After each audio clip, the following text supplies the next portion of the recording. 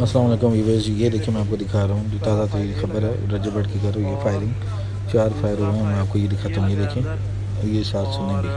हैदर शाह और शाजी ये सारे वहाँ पे पहुँच गए। रजब भट्ट की कर जो फायरिंग हुई चौथा फायर है, ये देखें। वो ऊपर सामने लगा है, ये देखें। इमरजेंसी होगी यार, तू पहले तो बता। कोई बात नहीं, नहीं कोई बात नहीं, कोई बात नहीं, कोई बात नहीं, कोई बात नहीं, कोई बात नहीं। मैं कह रही हूँ कोई बात नहीं, कोई नहीं, कोई नहीं, कोई नहीं। ये क्या कह रहे हैं बालू? ये क्या आ गया?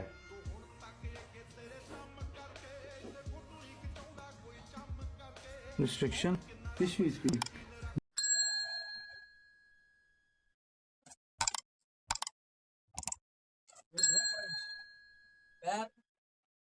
बस जो नहीं माने